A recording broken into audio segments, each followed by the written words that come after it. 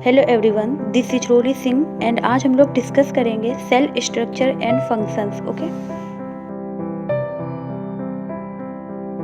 कोशिका के भाग। ओके, जो हमारी कोशिका झिल्ली होती है वो कोशिका को घेरने वाली बाहरी झिल्ली को कोशिका झिल्ली बोलते हैं या सेल मेम्ब्रेन बोलते हैं। ये हमारी पाई जाती है पौधों में। ओके, जो प्लाज्मा झिल्ली होती है इसको हम लोग प्लाज्मा झिल्ली के नाम से भी जानते हैं। किसको? कोशिका झिल्ली को। ओके, यह सरंध्र होती है। आवश्यक पदार्थों की कोशिका अंदर बाहर आवागमन होता रहता है। मतलब जो कोशिका झिल्ली होती है इसमें छोटे छोटे छेद पाए जाते हैं जो जिससे जो खाना पानी होता है वो पदार्थ आवश्यक पदार्थ होते हैं वो बाहर और अंदर आवागमन करते रहें। ओके,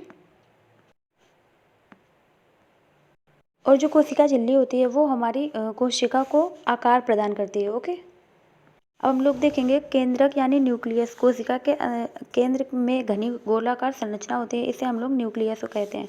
जो केंद्रक भी एक विशेष प्रकार की झिल्ली से घिरा हुआ होता है। जो केंद्रक होता है हमारा वो केंद्रक झिल्ली से घिरा हुआ होता है। ओके, किसी कोशिका के संपूर्ण कार्यों का नियंत्रण केंद्रक ही करता है। मतलब कि जो कोशिका होती है, जैसे कि ये कोशिका है, जो इसके कार्यों का नियंत्रण करेगा वो कौन करेगा? केंद्रक करेगा। ओके, और जो केंद्रक होता है वो भी हमारा एक झिल्ली से घिरा हुआ होता है, वो होती है हमारी केंद्रक झिल्ली।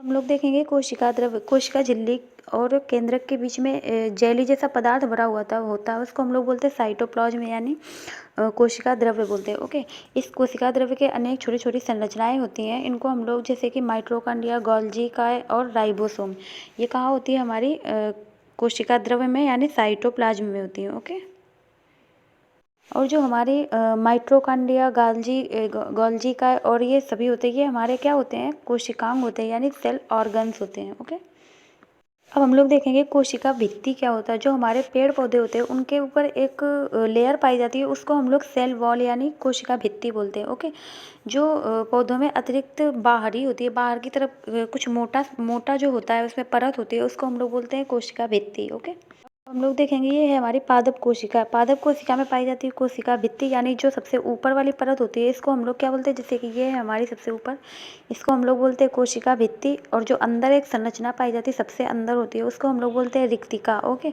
और जो हमारे जो पेड़ पौधे होते हैं उनमें भी एक केंद्रक पाया जाता है। ओके, जो हमारे जीवाणु होते हैं उनमें भी कोशिका भित्ति यानी सेल वॉल पाई जाती है। ओके, और जो हम लोग जंतु होते हैं उनमें कोशिका भित्ति यानी सेल वॉल नहीं पाई जाती है, उनमें क्या पाई जाती है? सेल मेम्ब्रेन पाई जाती है, सेल मेम्ब्रेन पाई जाती है। ओके, इसके बाद देखेंगे प्रोकैरियोट सेल और यूकैरियोट सेल। कुछ ऐसी कोशिकाएं होती है जिनमें केंद्रक झिल्ली बिना केंद्रक की झिल्ली होती है, मतलब कि जिसमें जिसमें केंद्रक नहीं होता है। ओके, इस प्रकार की कोशिकाओं को हम लोग क्या बोलते हैं? प्रोकैरियोटिक बोलते हैं। जैसे कि जीवाणु और नील हरित शैवाल, मतलब कि जिनमें केंद्रक के बिना झिल्ली होगी, इसको हम लोग बोलते हैं प्रोकैरियोट। ओके, जबकि कुछ ऐसे जीव होते हैं जिनकी कोशिकाएं जो होती हैं वो झिल्ली से घिरी हुई होती हैं, केंद्रक की एक झिल्ली से। ओके, जो केंद्रक झिल्ली से घिरी हुई होती हैं उनको हम लोग बोलेंगे यूकैरियोटिक सेल, और जो हमारी केंद्रक झिल्ली से घिरी हुई नहीं होंगी उनको हम लोग बोलेंगे प्रोकैरियोटिक सेल।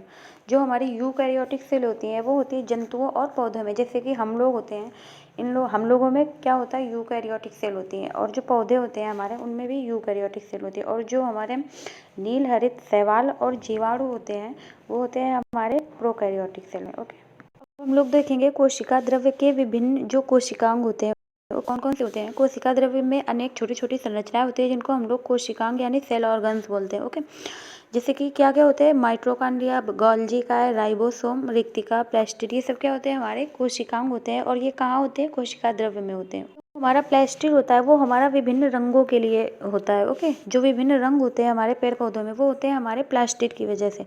जो प्लास्टिड होता है ये हरे रंग के होते हैं, इनमें क्लोरोप्लास्ट और हरित लवक कहते हैं। जो हमारा प्लास्टिड होता है इसको, ये हरे कलर का होता है, इसको हम लोग क्लोरोप्लास्ट और हरित लवक भी बोल सकते हैं।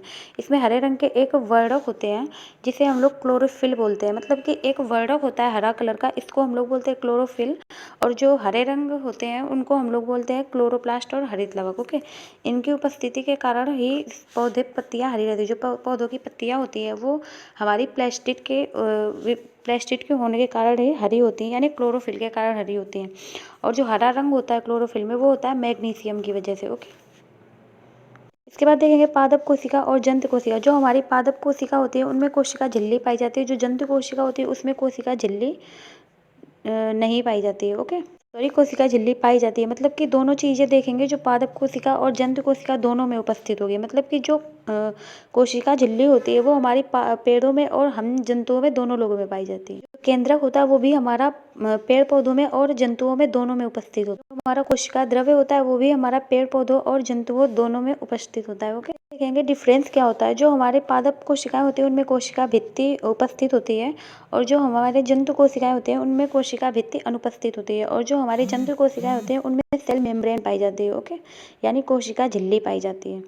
जो हमारी पादप कोशिका होती है उनमें प्लास्टिड उपस्थित होता है, और जो हमारी जंतु कोशिका होती है उनमें प्लास्टिड अनुपस्थित होता है। जो हमारी पादप कोशिकाएं होती है उनकी रिक्तिका जो होती है बड़ी होती है, और जो जंतु कोशिका होती है उनकी छोटी छोटी रिक्तिकाएं होती है। ओके,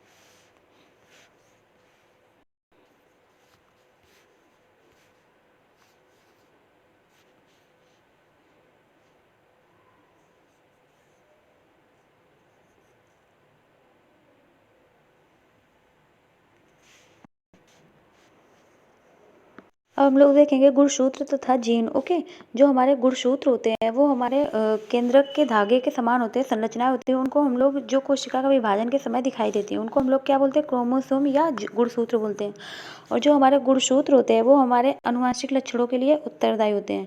और जो गुणसूत्र होते हैं वो एक पीढ़ी से दूसरी पीढ़ी में स्थानांतरित होते हैं।